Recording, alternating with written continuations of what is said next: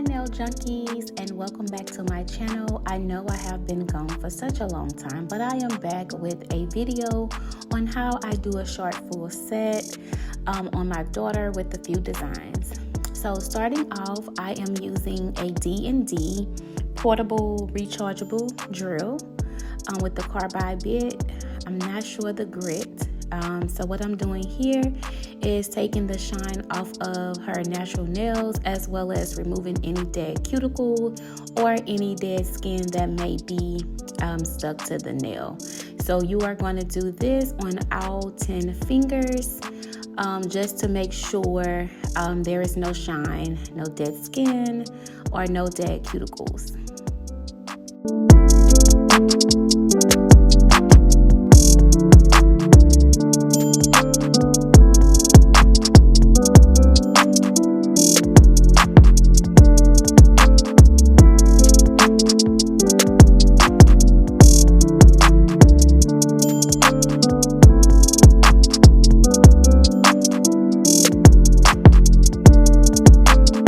Also, the dust collector and the hand rest are both from Amazon. I will try to find those links and list those in the description box.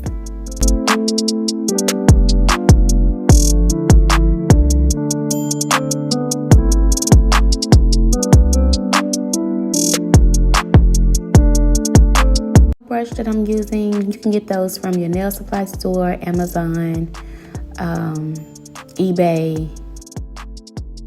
So I am using alcohol and the nail brush to remove all dust and any debris that may be left on the natural nails, so that I can get ready to size her nails with the nail tips.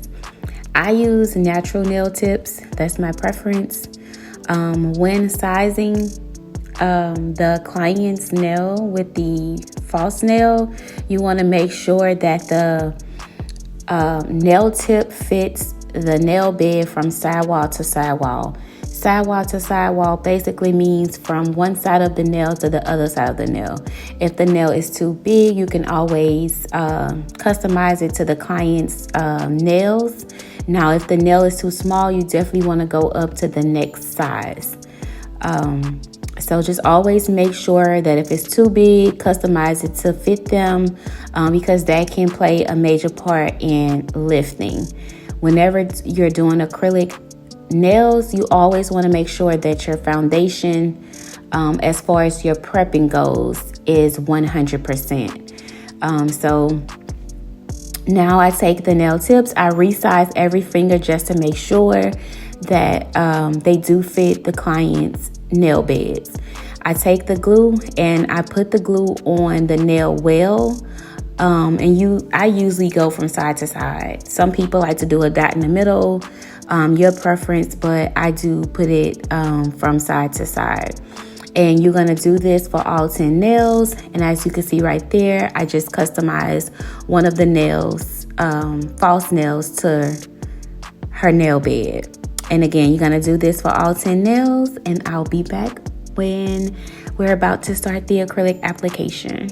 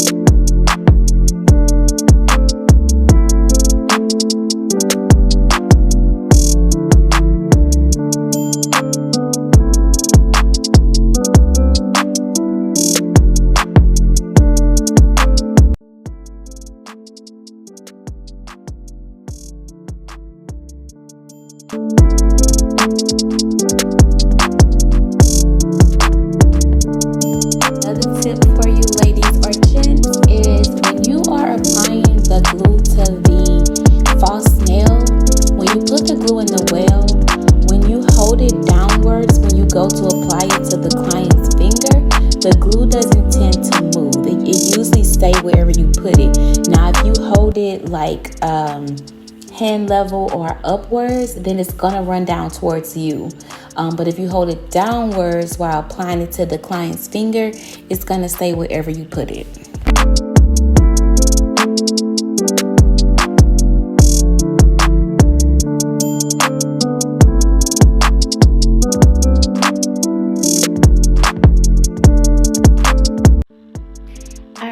So she normally gets square nails, so I use the nail cutter whenever I do square nails because I feel like it gives you a better square shape, and it also has like the little C curve in the with the cutter. So you usually I ask the client how long they want their nails. As you can see at the beginning, she did show me where she wants them. So I go ahead and cut all 10 fingers. Then I put them cuticle to cuticle to make sure that they are the same length because you don't want one longer or shorter than the other one. I do this for all 10 fingernails as well. If you feel like one is longer than the other one, go ahead and cut it. Now, I forgot what she was trying to see. Something I forgot. Kids, of course. So she looked at them and she decided she wanted them shorter. So here I am again, fussing with her, trying to figure out what length she really wants them. So we go a little shorter. That wasn't right. So she wanted them a little shorter. Okay, so I go back in and I'm going to do the same exact thing that I did the first time.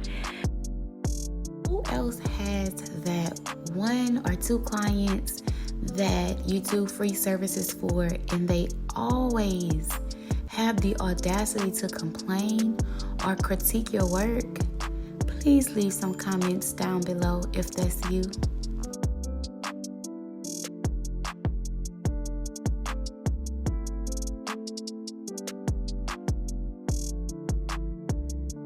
That's me still measuring those nails. Again, that thumb was a little longer than the other one. So let's get that together, homegirl. All right, and so at this point, I usually go ahead and get my dust collector. But again, I realized she could get square. So I really didn't need to shape the nails up not too much anyway. So right now I am taking my dehydrator that I purchased from, I think, the Nail Superstore. I have been using this primer and dehydrator for, oh God, probably 5 years now, and I love it. And I go ahead and prep and dehydrate all 10 nails. You only want to put the dehydrator and the primer on the natural nail. You do not need to add it to the tip of the nail. So this one right here is the actual primer.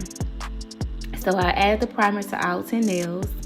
And then I am going to get my acrylic and my monomer and my paper towel so that I can go ahead and start laying down the acrylic. So I filled up my dapping dish with a monomer. I am using Mia's Secrets monomer with Pink Perfection. That is nailed by Tammy, which is awesome. She's an amazing black nail tech on Instagram. So here I am just mixing the acrylic up to make sure there's no lumps in the acrylic so that we can have a smooth acrylic application process. So I am taking my second coat of primer and I am only priming the hand that I am going to be laying the acrylic on at this point. Sorry, I'm off camera. I didn't realize that the monomer jar was off centered. Now my daughter claimed she was watching it, okay? But apparently she wasn't doing a good job as being my videographer. But So I always use a size, I think this is a size 12 brush. I'm just comfortable with it. I've tried using smaller brushes, but they are just not for me. That brush is also from the Nail Superstore. Most of my brushes that I buy comes from them. They do tend to last for years, so I really like their brushes. All right, so I laid that acrylic down, which you probably see that I did not put the acrylic on the cuticle. I placed the acrylic right beneath the cuticle area, and then I take my brush, which is the head of the brush, and I slide the acrylic to the cuticle area, and then I pat down, and then I slide. All right, so I'm picking up another bead for this other nail. So you could probably see there it is that I did not place it right on the cuticle. So it just depends. Once you get used to your acrylic and your monomer as well as your brush, you can kind of glide through it. Now, sometimes it's not as easy. Some days I have my days where it goes on fine. Some days it doesn't. I do have a suite that I am currently renting, so they always messing with the air. So just knows that temperature does mess with your acrylic and your monomer. So it has to be like a good room temperature for it to be okay. So right there, I just check. I always lift up the finger just to make sure that the acrylic is level. I, however, do not like for my free edge to be thin. So I like to make it a little flush with the cuticle or the apex area. All right, so I am going to do this on 5 of her nails only for the sake of this video. I didn't want it to be too long, so I'm only going to do it on 5 of the nails. So I forgot to mention, as you can see, I am using the belly and the head of my brush to keep that acrylic on the nail tip. When you apply acrylic to the nail tip, it does tend to widen your nail out a little bit. So if you keep patting and keep that acrylic on the actual nail tip, you won't have so much filing to do once you have applied your acrylic.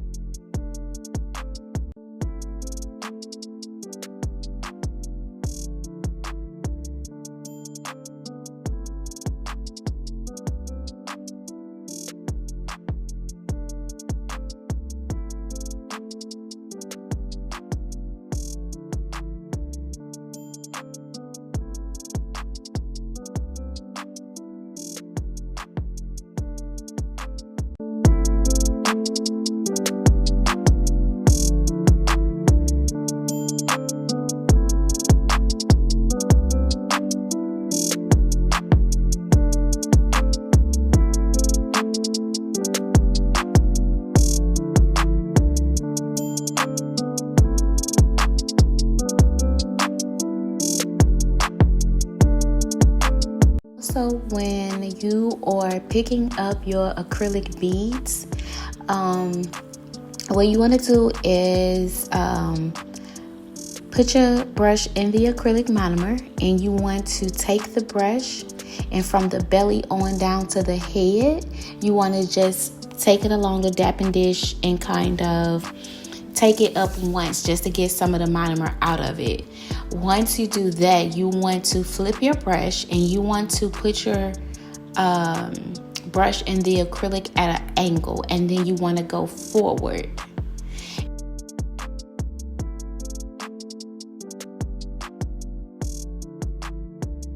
The wetter the brush, the more acrylic you'll pick up, and it'll be easier for you to place it on the nail and glide it. If the brush is too dry, then the bead is going to, when you put it on the nail, it's going to dry up and you won't be able to do anything with it. Now, sometimes if it's not too dry, you can re-dip your brush into the monomer and then put it on top of the acrylic that is on the nail to kind of give it some liquid so it can kind of go smoothly. But if not, you'll have to take it off and redo it all over again. Hey my lovelies, so now that the acrylic application is done, as you can see, I did tap on the nail to make sure that they were dry before I actually started to file them. When it gives you that sound like you're knocking on glass, then you know for sure that the nail is ready. So because she's getting kind of like a taper square, I just kind of go in and use the file to make sure that the acrylic is not in her on her sidewalls. I'm sorry, bloopers. And so I just file on both sides straight because it is a square, and then I file across the tip. A tip that I received taking a nail class recently is that if you put that file on the tip of that nail and you take it inwards a little bit where you can't see the nail, the tip of the nail, then that's how you get your crispiest shape. You also saw me turn the hand around to see, basically that gives you a view of how the client sees their nails.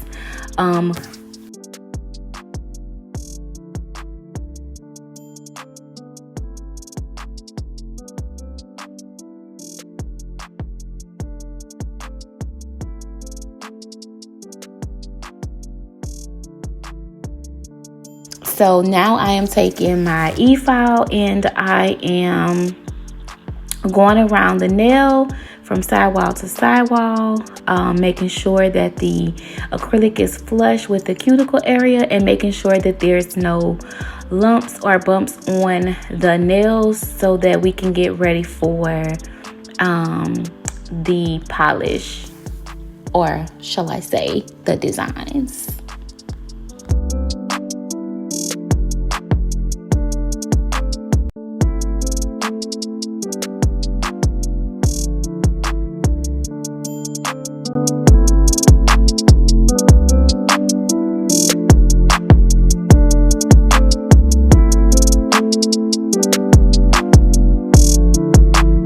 Okay, so now you want to get your buffer.